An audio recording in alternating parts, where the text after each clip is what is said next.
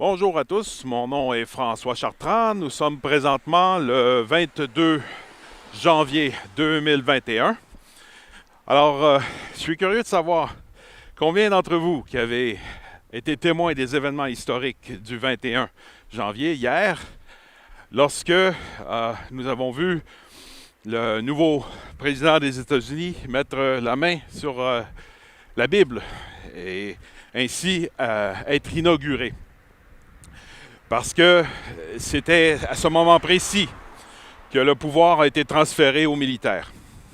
Évidemment, ce n'est pas pour tout le monde, hein. Je comprends bien que l'idée que des militaires puissent assumer le pouvoir sans avoir été élus, sans qu'il y ait de consultation à ce sujet, eh bien, ça peut être troublant. Mais il faut comprendre le contexte. On a vu pendant les cérémonies que le public avait été remplacé par des soldats. Et évidemment, la raison de la présence militaire aussi importante, on parle de dizaines de milliers de soldats qui étaient dans les rues de la capitale nationale à ce moment-là pour cet événement historique. Et tout était fermé, le public n'avait pas accès. Les rues étaient, il y avait des barrages routiers partout. Alors, ce sont des événements quand même extrêmement importants à décoder, à déchiffrer. Et l'idée fondamentale ici, ça revient à ce que j'avais déjà expliqué, c'est que, en fait, le but ultime ici, c'était d'éviter une guerre civile.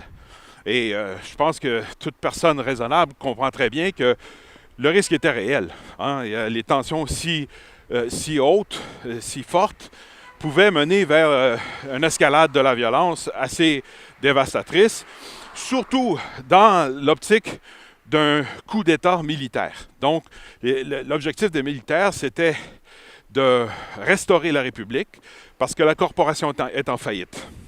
La corporation des États-Unis d'Amérique est en faillite. Et à partir de ce moment-là, il faut retourner au règne de la loi constitutionnelle pour reprendre le contrôle de la République et pour que le gouvernement représentatif puisse reprendre ses fonctions. Il faut restaurer la République. Et là, pour y arriver, il faut pouvoir neutraliser les agents du globalisme qui ont tenté de saisir le pouvoir aux États-Unis parce que tant que aussi longtemps qu'ils seront là, alors, parce qu'imaginez, ils prennent le pouvoir alors que la corporation est en faillite et ils le font avec l'aide de puissances étrangères pour arriver à garder le contrôle de la population et pouvoir imposer une philosophie politique communiste pour ainsi anéantir de façon définitive le pouvoir représentatif qui implique une république. Hein? Un gouvernement du peuple, par le peuple, pour le peuple. On sait très bien que ça fait très longtemps que la République est disparue et qu'elle a été remplacée par une corporation. Maintenant, elle est en faillite. Et là, l'heure est grave parce que ça annonce un désœuvrement massif de la population dans un schéma de goulag, finalement, où tout le monde est accro au gouvernement. Et là, évidemment, on voit très bien que le gouvernement n'est pas suffisamment fonctionnel pour prendre soin des besoins de la population, alors que la population demeure coincée et paralysée. C'est important que les gens soient encouragés à contribuer, à coopérer, à partager, à travailler ensemble et à maintenir leur productivité, maintenir l'économie en mouvement pour que tout le monde puisse apporter son grain de sel pour que les choses puissent fonctionner. C'est tout à fait vital parce que autrement, le désœuvrement et la passivité créent une dépendance irréversible et puis là, on s'effondre dans des conditions de vie épouvantables qui ne peuvent être gérées que par le bras armé des militaires, mais dans une condition d'un pouvoir totalitaire. C'est-à-dire qu'il n'y a pas d'espoir de retour à un gouvernement représentatif. Donc, tout est là. L'enjeu est là. Il faut arriver à restituer la République des États-Unis d'Amérique. Alors, comment on s'y prend sans passer par un coup d'État militaire? Vous savez, c'est ça en fait le grand enjeu ici, là.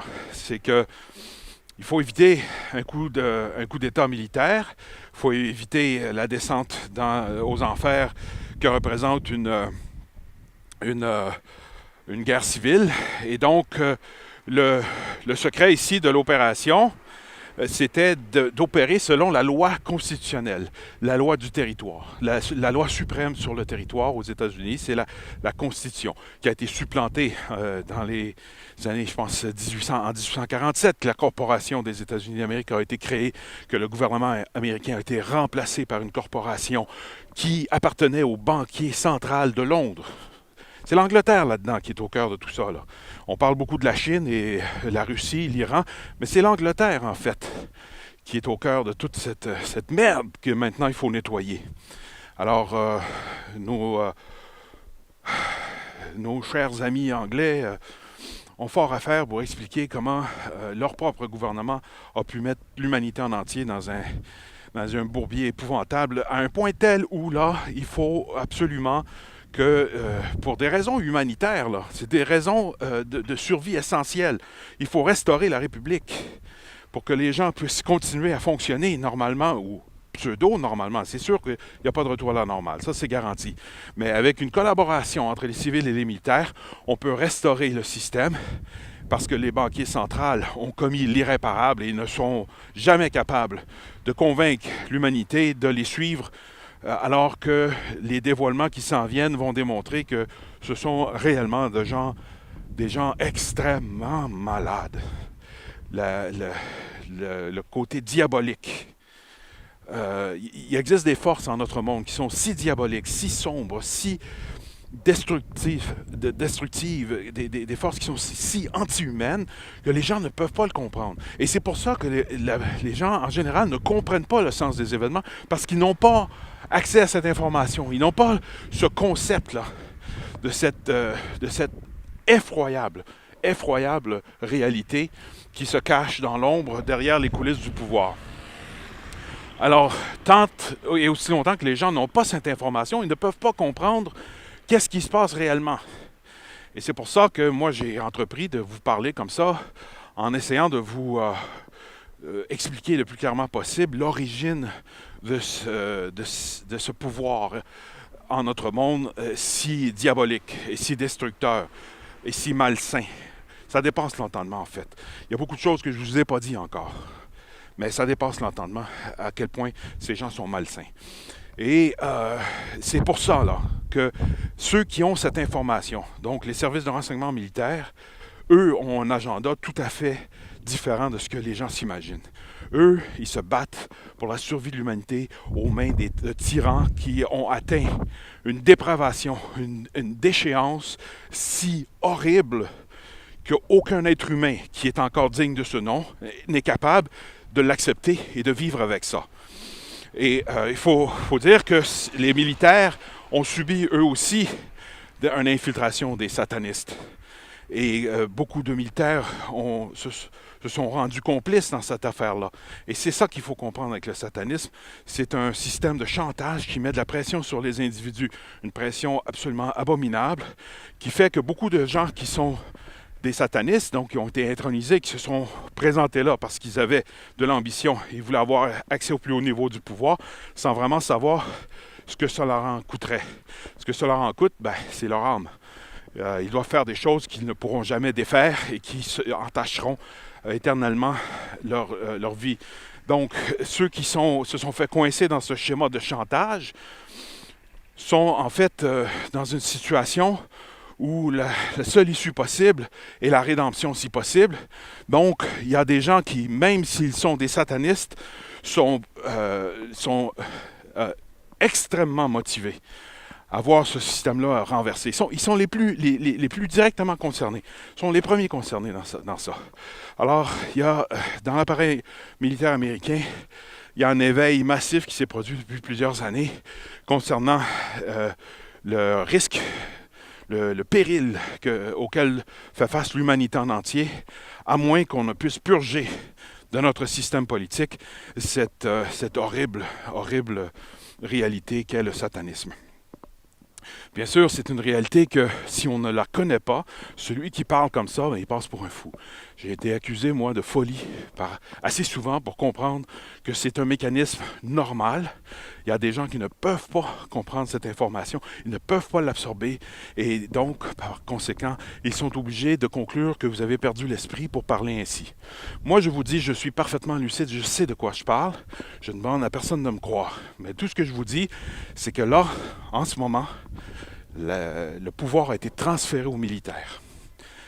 Et comment ça s'est produit? Ça s'est produit selon la loi constitutionnelle.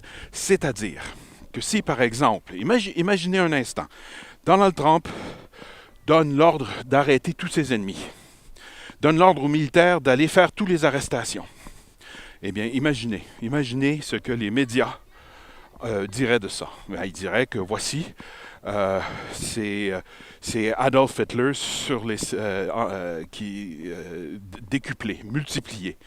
C'est le plus dangereux tyran que nous n'avons jamais vu, mais maintenant, ça fait longtemps qu'ils l'accusent d'agir ainsi, alors qu'il n'y a aucune évidence. Mais là, ils auraient les évidences que Donald Trump est un réel tyran. Et là, ça aurait déclenché une guerre civile. Ça, c'est garanti. Les gens de la gauche se seraient battus à mort, les gens de la droite aussi. Il y aurait eu une violence inouïe qui aurait été déclenchée par tout ça. Donc, c'était impossible pour les militaires d'agir ainsi, pour Donald Trump d'agir ainsi. Alors, qu'ont-ils fait? Ils ont suivi la loi constitutionnelle. Lorsqu'il y a fraude électorale, ce sont les cours de justice qui doivent se prononcer. Ça n'a rien à voir avec les militaires. C'est un problème chez les civils. Alors, les cours de justice ont refusé de recevoir les preuves, de recevoir le Sénat, le Congrès, toutes les institutions présentes à l'heure actuelle aux États-Unis qui sont en charge du maintien de la loi et de l'ordre, en incluant le département de justice, la police fédérale, tous étaient sous le contrôle des globalistes. Donc, impossible de faire quoi que ce soit. Et à partir de ce moment-là, tout ce qui reste comme seule alternative, comme seule solution pour les militaires et pour le peuple américain et pour l'humanité en entier, c'est que, comme la Constitution le dit, lorsque le gouvernement en place est coupable de haute trahison, à ce moment-là, le pouvoir est transféré aux militaires pour sauver la République. C'est la seule façon légale qu'ils pouvaient procéder pour restaurer la République des États-Unis d'Amérique. Il fallait qu'ils aient un mandat légal. Et ça veut dire qu'il fallait que le gouvernement en place soit coupable, avec preuve à l'appui, de haute trahison. Et c'est ce qui s'est passé. Ils savent maintenant, ils ont les preuves que les démocrates qui sont au pouvoir à l'heure actuelle ont accepté des pots de vin et qu'ils ont conspiré pour renverser le gouvernement qui était dûment élu et qui se sont ainsi rendus coupables de haute trahison en complicité avec des puissances étrangères. Et lorsqu'il prête serment, au moment où il devient président, Joe Biden devient un ennemi des États-Unis et pour cette raison, les militaires sont maintenant habilités à prendre le pouvoir. Trump a terminé son travail jusqu'à la restauration de la République et qu'on puisse conduire des élections libres et ouvertes. Il ne peut plus interférer dans quoi que ce soit. Il n'a plus l'autorité sur les militaires. Et celui qui contrôle les militaires, c'est Chris Miller. Et cet homme n'est pas un élu, c'est un militaire de carrière. Et c'est maintenant lui qui a le pouvoir et qui va devoir sauver la République, restaurer la République des États-Unis d'Amérique.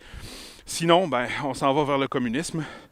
Et les communistes sont clairs là-dessus. Ils redoutent, ils craignent d'une manière maladive l'esprit américain de liberté, d'initiative d'entreprise, cette très forte individualité de l'Américain qui veut la liberté d'expression, qui veut la liberté, tout simplement, qu'il ne veut pas se soumettre. Et ça, c'est un problème grave pour les communistes. Donc, les communistes sont des ennemis naturels est profondément motivé à éteindre toute résistance. Et c'est pour ça qu'une guerre civile serait inévitable. Vous avez vu à quel point les patriotes américains sont bien armés. Ils ne vont pas se laisser faire. Et là, on s'en allait rapidement vers une guerre civile. Alors, si je me trompe, c'est ça qui s'en vient. C'est une guerre civile. Et puis, beaucoup de morts. Et au bout du compte, la tyrannie va triompher et l'humanité en entier aura sombré sous l'égide du nouvel ordre mondial luciférien. Et ce sera la fin pour nous. Alors, ce qui se produit présentement a terrifié beaucoup de patriotes. Beaucoup de gens, hier, ont été complètement assommés de voir la mascarade, un faux gouvernement qui prend le pouvoir alors que la corporation est ruinée, alors que la Chine communiste est à nos portes. Et ça a causé une panique dans le monde des patriotes parce que très peu de gens comprennent les véritables enjeux qui sont liés au satanisme, au sacrifice d'enfants, à tous ces rituels absolument abominables et inacceptables qui, pour ceux qui les ont vus, qui ont les preuves, ils ne peuvent plus dormir. Ils se battent jour et nuit pour arrêter ça à tout prix, au risque de leur vie. Et moi-même, je suis de ceux-là. Jamais je ne cesserai de me battre contre cette horrible réalité qui s'est infiltrée dans notre monde. Et c'est d'ailleurs pour cette raison que j'ai passé toute ma vie à essayer de comprendre d'où ça vient tout ça. Et c'est pour ça que les explications que je vous fournis ici sur mon canal YouTube sont importantes. Je vous demande de faire un effort, faire votre part. Je vous demande de comprendre que des enfants innocents disparaissent par milliers. Ils sont torturés, violés et tués. Comprenez-vous ce que je vous dis? Et bien sûr, vous pouvez dire c'est impossible, ce gars-là n'est pas sain d'esprit, il invente tout ça, je peux pas croire à ça. Très bien, vous avez le droit de croire ce que vous voulez. Mais demandez-vous un seul instant, qu'est-ce qui en serait si je vous disais la vérité? Ne seriez-vous pas en train de négliger votre devoir le plus fondamental en tant qu'être humain? Il faut aider ces enfants. Comprenez-vous ce que je vous dis? Il faut les aider. Et c'est pour ça que je me bats, et c'est pour ça que je n'ai pas peur de la mort, parce que ce que ces enfants subissent est de loin pire que tout ce que nous pourrions subir dans ce combat. Chaque jour, on embarque sur la route, on prend l'autoroute et on risque notre vie. Il peut arriver un accident n'importe quand, personne n'est à l'abri de ça. On prend ce risque à chaque jour pour notre divertissement, pour notre plaisir, pour aller voir nos amis. Alors pourquoi ne pas prendre un risque pour sauver des enfants innocents aux mains de ces bourreaux, de ces monstres? Je vous le demande. Quelle est votre justification pour ne même pas me donner le bénéfice du doute quand je vous dis, voilà ce qui se passe. Les satanistes sont au contrôle et ils veulent notre mort parce qu'ils sont tellement, tellement coupables. Leur conscience coupable les rend malades. Et si vous observez attentivement ces gens, vous allez voir à quel point ils sont malades. Ils ont une conscience coupable et tout ce qu'ils disent est un mensonge. Ils inversent toujours la vérité. Ils font de la projection, comme les psychopathes le font. Ils sont profondément malades. Et il faut les arrêter. Et c'est ce qui est en train de se produire. Alors, voilà. Je vous dis tout ça en vous disant, c'est une journée extraordinaire pour l'humanité lorsque les crimes de cette cabale de satanistes sont progressivement dévoilés au grand jour. Et que l'important pour la suite des choses, ce sera de comprendre l'origine pour comprendre, et ça c'est très important. Ce sont des gens qui sont coincés dans des cultes qui commettent des abus de génération en génération sur leurs propres enfants. Ces gens sont brisés dès leur prime enfance. Ils n'ont jamais eu le choix. Ils sont coincés dans la continuité d'une histoire très très ancienne. Et il n'y a pas moyen de comprendre cette situation si on ne comprend pas, si on ne remonte pas à l'origine pour comprendre qu'est-ce qui s'est passé pour mener vers ça aujourd'hui. Et ça a un rapport avec la volonté divine et les conséquences lorsque on pense être plus intelligent que le Créateur. Voilà ce que ça donne. Et donc, cette révélation est vitale pour nous tous. Et elle s'en vient très rapidement. Et j'espère que je pourrai faire ma part dans tout ça. J'espère que ce que je fais ici vous aide à mieux comprendre le sens des événements. Il risque de s'écouler pas mal de temps avant que quoi que ce soit que je vous dis soit confirmé, soit visuel, soit visible. Mais sachez que pour la première fois de l'histoire des États-Unis, le nouveau président élu ne s'est pas rendu à Washington avec un avion fourni par le gouvernement. Biden a dû prendre un avion privé pour se rendre à Washington. Et ça, ça en dit long sur ce qui se passe vraiment. Et il fallait maintenir les apparences, il fallait qu'il y ait une inauguration, il fallait que Trump quitte la Maison-Blanche, quitte le pouvoir pour que les militaires puissent maintenant avoir le pouvoir. Et leur objectif, c'est de restaurer la République, d'organiser des élections honnêtes pour qu'on puisse avoir un système de gouvernement représentatif aux États-Unis. Et il faudra faire confiance à la nature humaine, il faudra faire confiance aux Américains qui, selon moi, selon ce que j'ai vu en voyageant là-bas, sont des gens remarquables en grande partie. Il y a beaucoup de potentiel dans ce peuple et ce serait une perte pour tout le monde si il devait être écrasé par les globalistes. Alors, je vous remercie de votre écoute et je vous reviens, bien sûr, le plus tôt possible. Merci.